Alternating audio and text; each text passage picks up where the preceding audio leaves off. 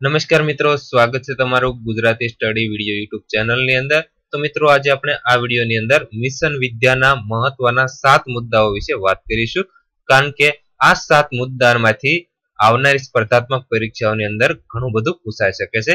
તો મિત્રો વિડિયો છેલ્લે સુધી જુઓ અને આ 7 મુદ્દાને ધ્યાનથી જુઓ।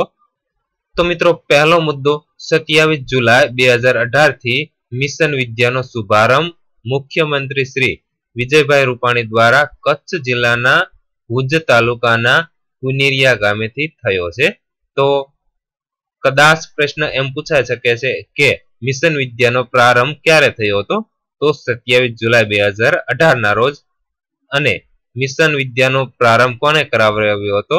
તો મુખ્યમંત્રી શ્રી વિજયભાઈ રૂપાણીએ। અને એમ પણ પૂછાઈ શકે છે કે સૌપ્રથમ મિશન વિદ્યાનો પ્રારંભ કઈ જગ્યાએથી થયો હતો? તો જવાબ આવશે કચ્છ જિલ્લાના ભુજ તાલુકાના કુનેરિયા ગામેથી। 2 ગુજરાતમાં ધોરણ 6 થી 8 ના વાંચન લેખન ગણનમાં નબળા વિદ્યાર્થીઓ માટે આ અભિયાનનો શુભારંભ કરવામાં આવ્યો છે। 3 આ અભિયાનમાં 250 તાલુકાના 292 અધિકારીઓને જવાબદારી સોંપવામાં આવેલી છે। 4 ગુણોત્સવ 8 ના પરિણામોના આધારે નબળા વિદ્યાર્થીઓ માટે આ અભિયાન શરૂ કરવામાં આવ્યું છે। 5 ગુણોત્સવ 8 ના પરિણામોના આધારે ગુજરાતના ધોરણ 6 થી 8 ના કુલ વિદ્યાર્થીઓમાંથી વાંચનની અંદર 10%, લેખનની અંદર 13% અને ગણન એટલે કે ગણિતની અંદર 14% વિદ્યાર્થીઓ નબળા છે। 6 રાજ્ય સરકારે 26 જુલાઈ થી 31 ઓગસ્ટ 2018 દરમિયાન મિશન વિદ્યાનું આયોજન કરેલ છે।